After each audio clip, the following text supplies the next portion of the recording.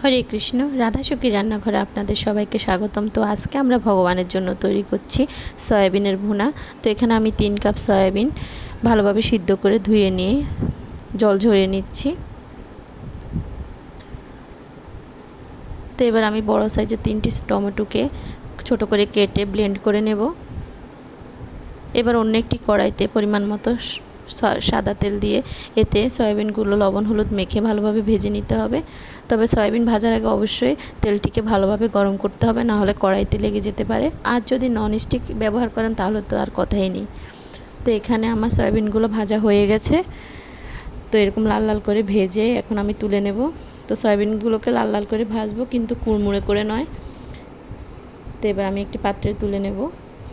এবার অন্য একটি কড়াইতে পরিমাণ মতো তেল দিয়ে তেজপাতা, দারচিনি, এলাচি, জিরা এবং শেষে একটু হিং ফোড়ন দিয়ে এতে আমি টমেটো ব্লেন্ডারটা দিয়ে দেব। তো এবার আমি একে একে মশলাগুলো অ্যাড করব। তো এখানে আমি 1 চামচের মতো আদা দিয়েছি, কাঁচামরিচ কুচি দিয়েছি, পরিমাণ মতো লবণ দেব। যেহেতু সয়াবিনে ভাজার সময় লবণ দিয়েছি, তো সে পরিমাণে লবণ দেব। এবার আধা চামচ হলুদ, আধা চামচ শুকনো মরিচের গুঁড়ো, 1 চামচ জিরার গুঁড়ো, 1 চামচ ধনের গুঁড়ো এবং আধা চামচ কাশ্মীরি লঙ্কার গুঁড়ো দেব। আর কাশ্মীরি লঙ্কার গুঁড়োটা আমি কালারের জন্য দিয়েছি, আপনারা চাইলে নাও দিতে পারেন। তো এবার আমি এটাকে ভালোভাবে রান্না করব। আর যেই সয়াবিন ভুনা, এটি আপনারা অন্ন, রুটি, পরোটা সব কিছুর সাথেই পেতে পারবেন। এটি অনেক সুস্বাদু একটি আইটেম আর প্রোটিনে ভরপুর।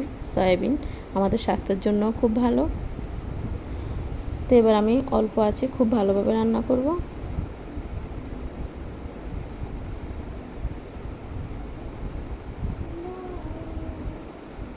তো যখনই আমার এই রান্নাটা শেষ হবে, তারপর আমি এতে ভেজে রাখা সয়াবিনগুলো দিয়ে দেব।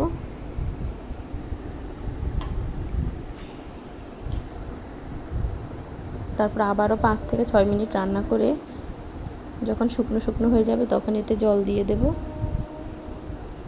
আর জলটা বেশি দেব না, যেহেতু এটি একটি শুকনো আইটেম। জলটা আমি 1 থেকে 1.5 কাপের মতো জল দিয়েছি। এরপর ঢেকে রান্না করতে হবে 6-7 মিনিটের মতো। অবশ্যই ঢেকে রান্না করতে হবে, তাহলে মশলাগুলো ভালোভাবে সয়াবিনের ভিতরে ঢুকবে।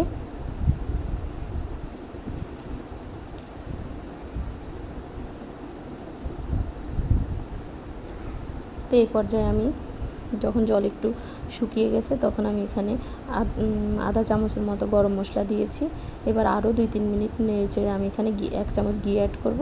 আপনারা যারা ঘি খেতে পছন্দ করেন না, তারা ঘি না দিলেও পারেন, তবে ঘি দিলে একটা সুন্দর ফ্লেভার বের হবে। তো হয়ে গেছে আমার সয়াবিন ভুনা। এবার আমি এটি ভগবানকে অর্পণ করব আর সবাই মিলে আস্বাদন করব পরম সুস্বাদু কৃষ্ণ প্রসাদ। হরে কৃষ্ণ। ধন্যবাদ।